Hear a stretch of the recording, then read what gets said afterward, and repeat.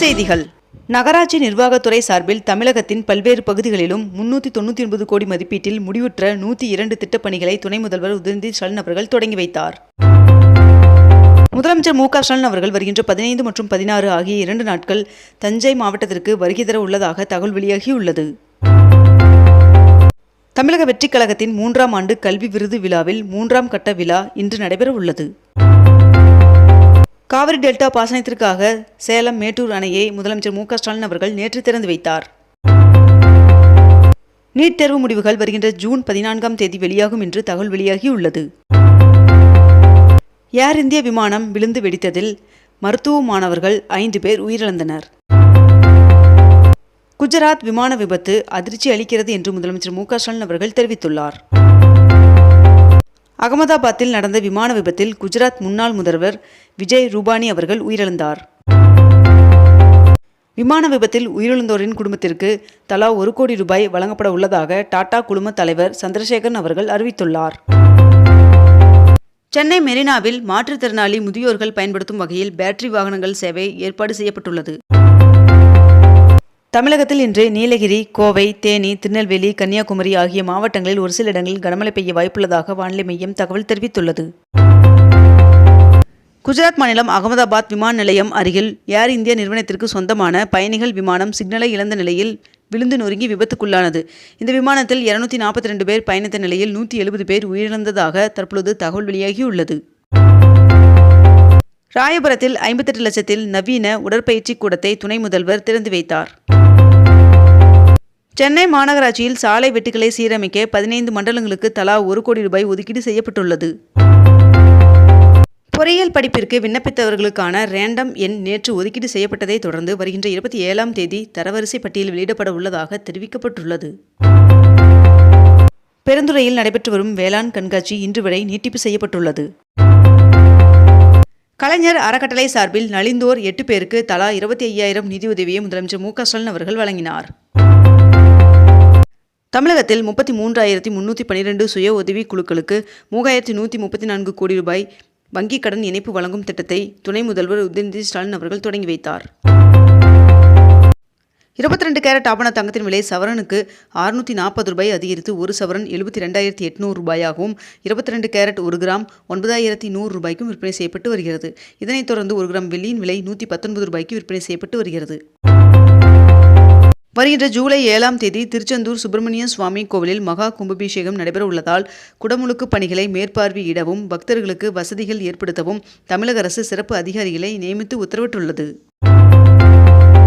151 கோடி ரூபாய் மதிப்பீட்டில் வணிக வளாகத்துடன் சென்னை மந்தவெளி பேருந்து முனையம் நவீனமயமாக்கப்படுவதாக தகவல் வெளியாகியுள்ளது.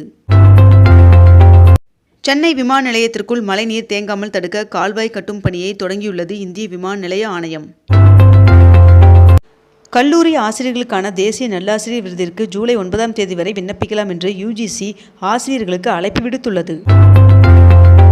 பள்ளிகளில் நடத்தப்படும் பயிற்சி மையங்களை தடை செய்ய வேண்டும் என்று தமிழக அரசிற்கு மாநில கல்விக் கொள்கை பரிந்துரை செய்துள்ளதாக தகவல் வெளியாகியுள்ளது.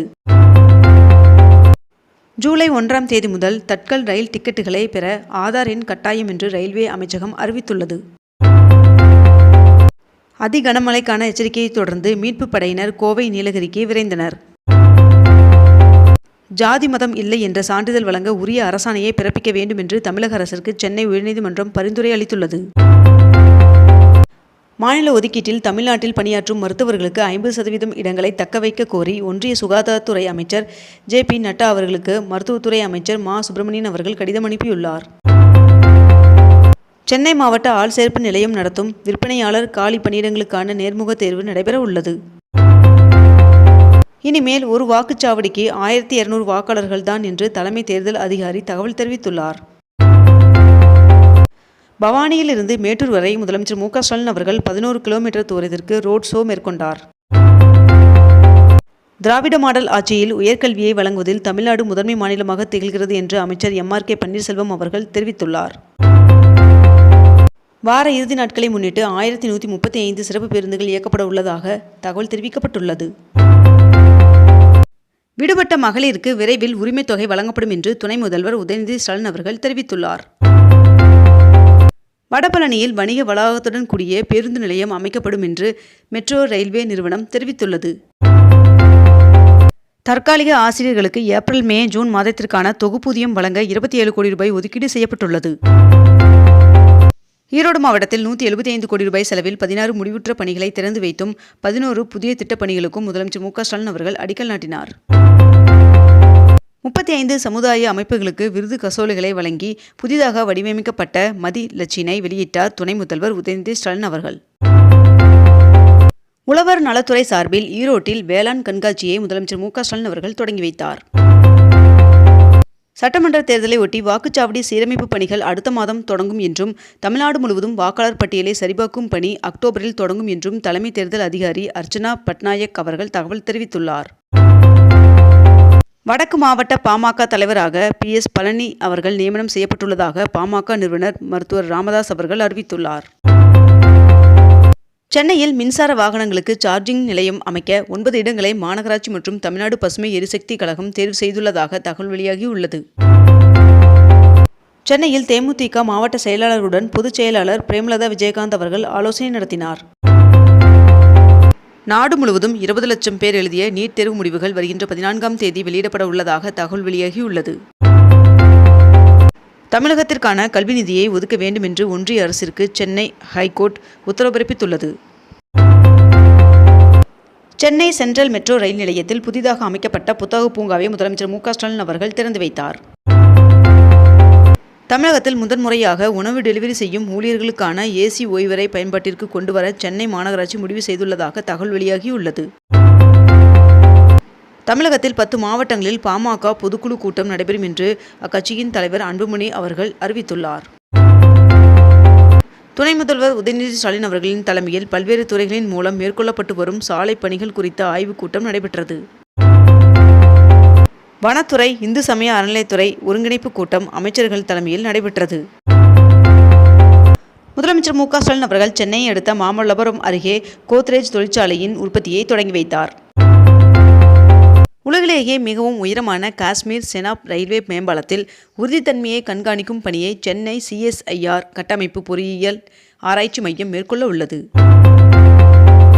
கீழடி அகழாய்வு முடிவுகளை அங்கீகரிக்க இன்னும் அறிவியல் பூர்வமான ஆய்வுகள் முடிவுகள் வேண்டும் என்று ஒன்றிய அமைச்சர் தெரிவித்துள்ளார்.